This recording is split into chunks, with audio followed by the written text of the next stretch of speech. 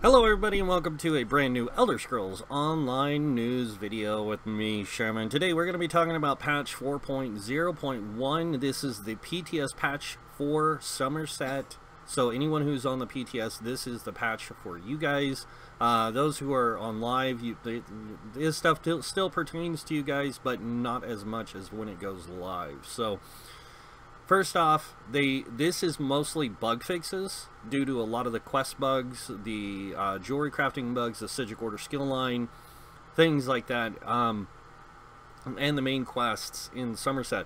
So no spoilers here, guys. I'm just going to go through this stuff as best I can.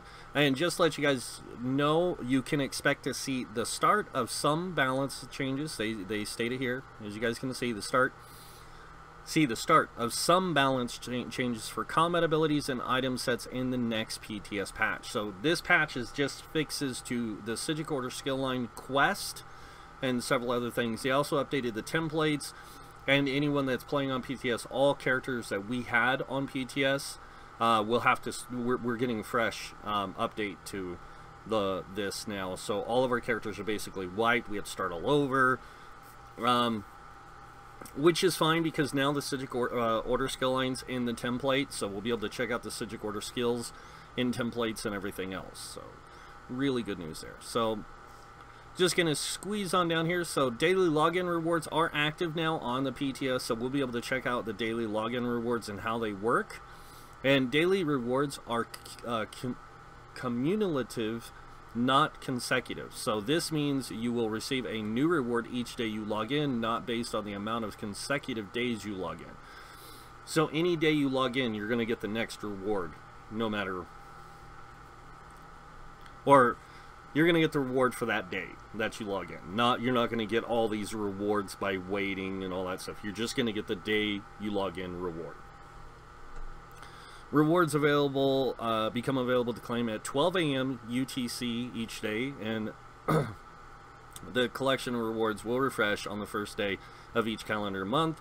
The length of the reward calendars will likely vary in length and won't necessarily be the same number each month. So collections will not be available during the PTS cycle, and the rewards that you see are not necessarily indicative to the first month's offering. So this is just test rewards. Moving on, character templates now include the Sigic Order skill line, fully unlocked. Added a box of jewelry crafting survey reports to the Ultimate Crafting Crate. We'd like you to try them out as they function a little differently from the survey reports of other trade skills. They added a box of sketches, the new furniture recipes for jewelry crafting, so that's kind of cool for those who like to do that. Jewelry crafting master writs are also in there, and you'll be able to check those out, along with 19 arena gladiator proofs for the conquest boards in Cyrodiil. Excuse me. They fixed a few bugs with the justice system, it looks like, and then crafting economy stuff. We're just going to kind of go down this thing here. Yep. Okay. This is some stuff. Guards in Eleanor will come when called by NPCs, and then abyssal geysers. They did some fixes on them. You will no longer be one-shotted by the by the super lizard, the thunder lizard, or the Wamasu god. He will no longer one-shot you, which is good. Thank you for fixing that. That's really good. They fixed an issue that may have prevented a proud mother Yagra monstrosity from generating treasure Yagra, and then named bosses will now spawn properly. The achievement, put a cork in it, now lists the geysers named properly, and then geysers now spawn into the world at a slower pace. This is going to be really good. Vasculor will now attack when he appears and uses all of his abilities. Shifar now has a more impressive selection of attacks. That's really good. And then you will now receive proper credit for killing geyser bosses even if they reset. One of the Yagra monstrosities has become a greater Yagra monstrosity as a benefit befits its glory. Corpses of Yagra monstrosities summoned by Gizmo geysers now evaporate quicker. That'll be good. Monsters. The pulse from shadow monsters no longer goes underground. The Griffin's Reposit ability no longer hits you nearby as hard. The cyclones left behind after a griffin uses sudden gust should no longer disappear after players take damage. And then the Psijic order stuff they fixed. The Psijic order skill line abilities now have visual effects associated with them. They fixed an issue where the ability and the borrowed time morph could continue to be channeled even after you moved out of the line of sight of the original cast location. An elemental weapon, imbue weapon, fixed an issue with this morph where you could not consistently weave it with light attacks. Good. Yeah, just some fixes. World bosses. This is one I do want to kind of go over. The queen of the reef and her children now walk through the world properly. This is going to be really good because that was one of the issues I had with it. Is like the crabs would walk into a hillside or something and just disappear, and then all of a sudden you'd get like 10 crabs on you. That's good. They also fixed an issue with the slowed, would not correctly dive into the ground, the slowed boss. Crafting and economy, fixed an issue resulting in a Depth Rider axis with no trait being created as part of the slowed semblance set instead. Weird. They fixed that, and then they updated a number of cooking fires in Summerset to act as provisioning stations. That's really good. Jewelry crafting. Added jewelry crafting stations to each Alliance's sewer base in the Imperial City, as well as to crafting areas in Cyrodiil. So the jewelry crafting is going to be everywhere now. Let's see. Jewelry crafter writs, blah blah blah. Instant all research scrolls can now be used even if you are only researching jewelry traits. Okay. Just some fixes. Cloud Rest. Remove some questionable place glue from crates. By the way, guys, I did get to try Cloud Rest over the weekend, and I can say this. It's really fun. Definitely not your atypical trial or how it works. There's a lot of videos out on it already. I'm not going to go into too much detail, but I'm glad that they did a lot of they've done these fixes here, because this definitely... I did experience this. I got stuck at a crate because I was like moving around the edge of the map on one of the towers, and I got caught on a crate and I couldn't get out of it until I died, and then I had to res back at the beginning and then come back. So here's some other fixes on exploration itemization. Really good. Achievements, housing, furnishing, houses, quest lines. I don't want to go too much into this, but I do want to point out this one right here. No, down here. This is the one I was stuck on, by the way.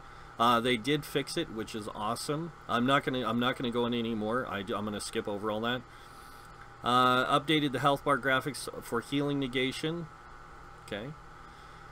They went over a bunch of fixes for things. Fixed issue blocking to cancel a channel ability would occasionally cause you to get stuck blocking for a few seconds.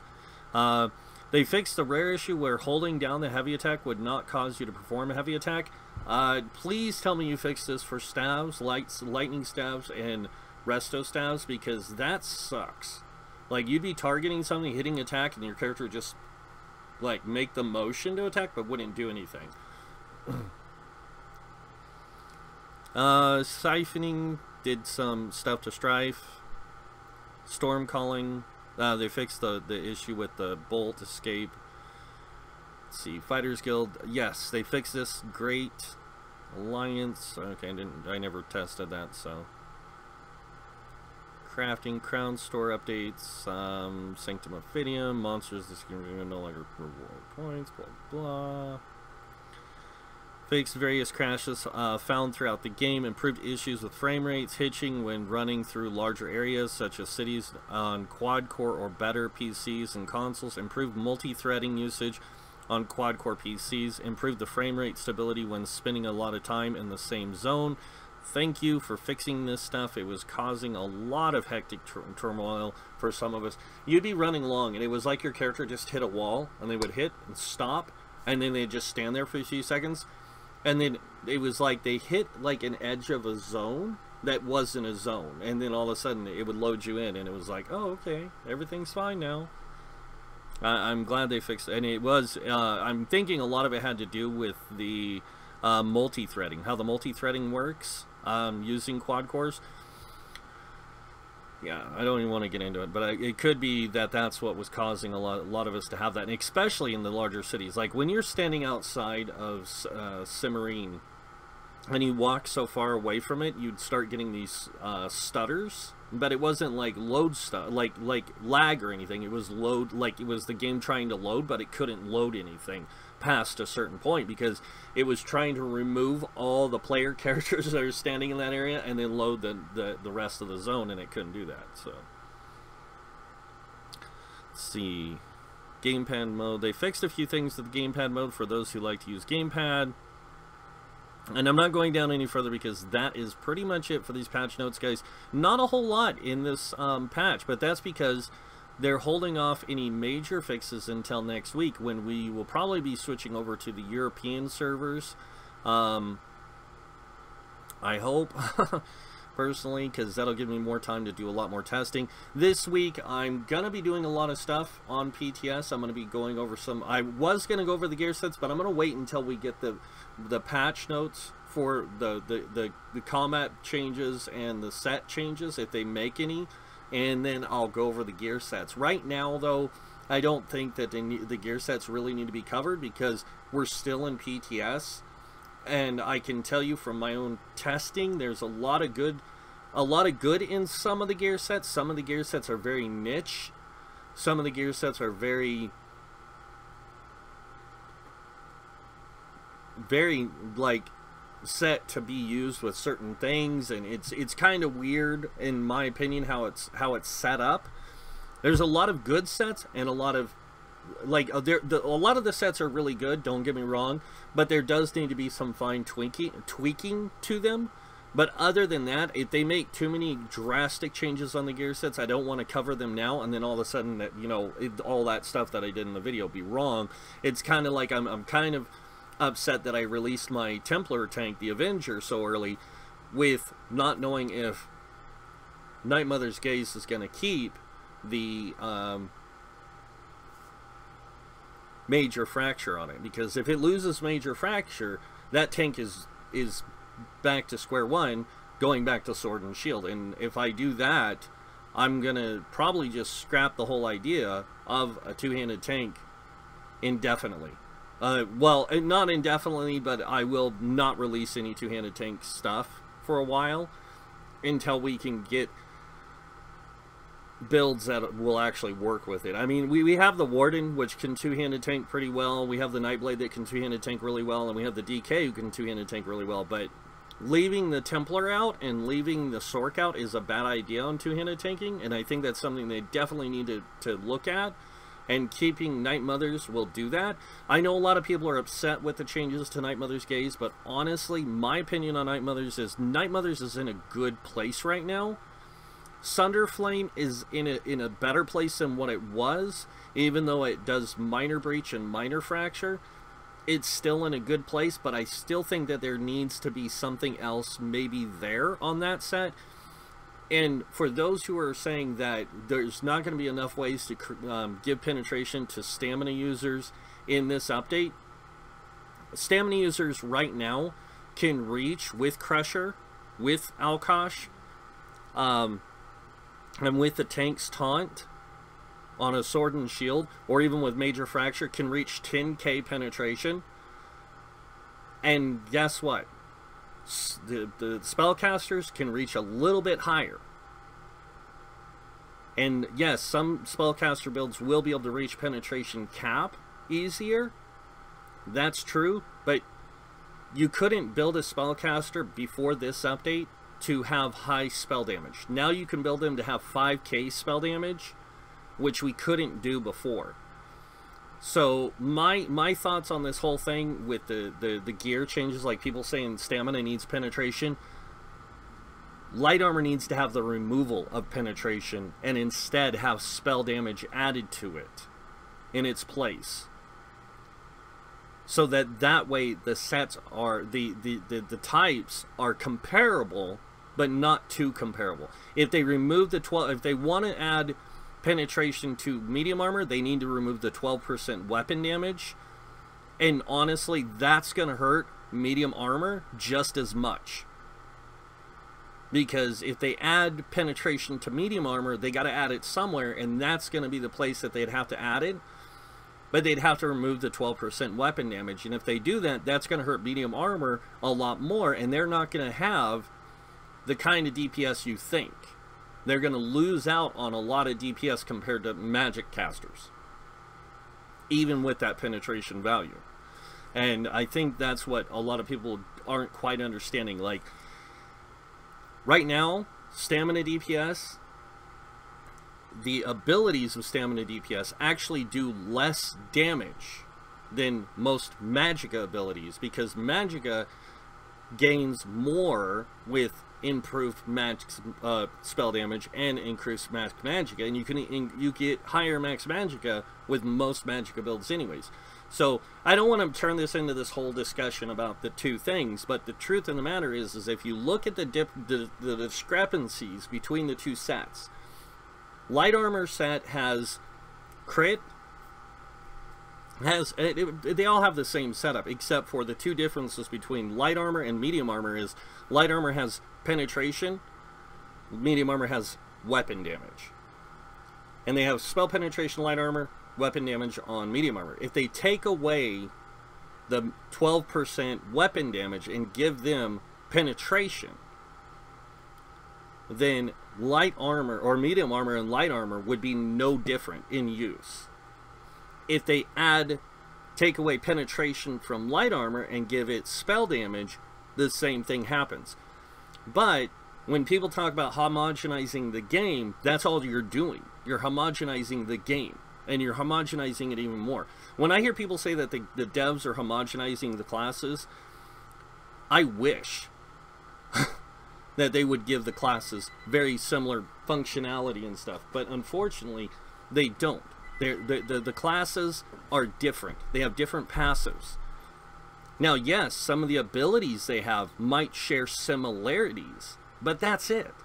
The classes are so much different and so far apart from each other, it's not even funny.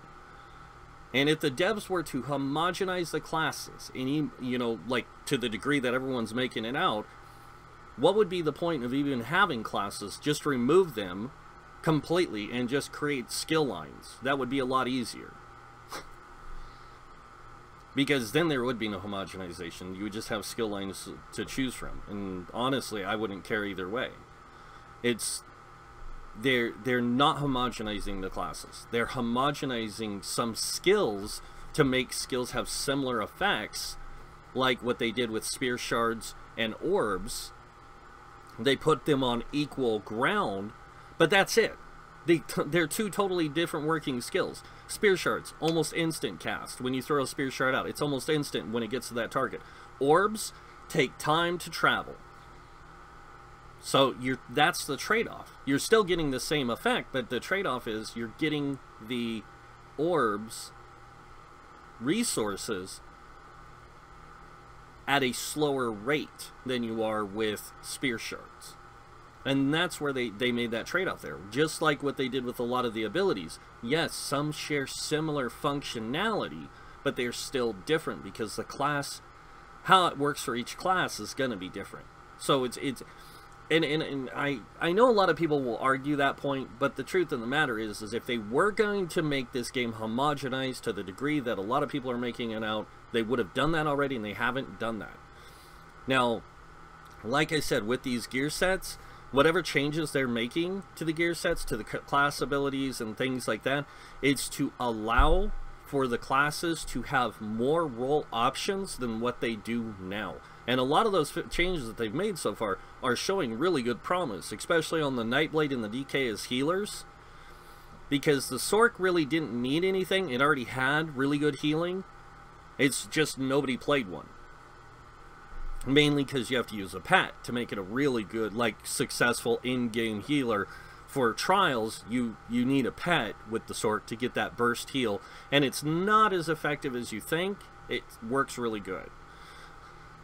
But, like, the Templar already was the best healer. Warden was second.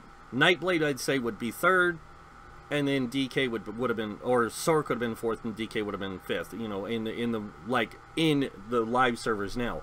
But now with this update, all the classes are brought up to par to be good healers. Like, the Templar's still the best healer, but all the other classes are good healers and are now on a more comparative level to the Templar. When you look at the tanking, same thing. The classes, the way they adjusted them all, the Templar didn't need a whole lot of adjustments to make it a good tank. It was already a good tank to begin with. It's just nobody played one. Not a lot of people played them. The Nightblade needed some adjustments. They got the adjustments they needed to a degree. I still think there needs to be a few more, and I think the passive for the resistances needs to be, if you're wearing any armor, you get that benefit using the shadow skill instead of, oh, you have to be wearing heavy armor, because it kind of leaves the other two armor types out of the Nightblade's tools for use in tanking. And I think that's a bad idea. And then when you look at, like, say for example, the Sork. The Sork's in a really good place for tanking now. Not as good as the DK, but still good. And that's the thing. Like, each class is good at the role now.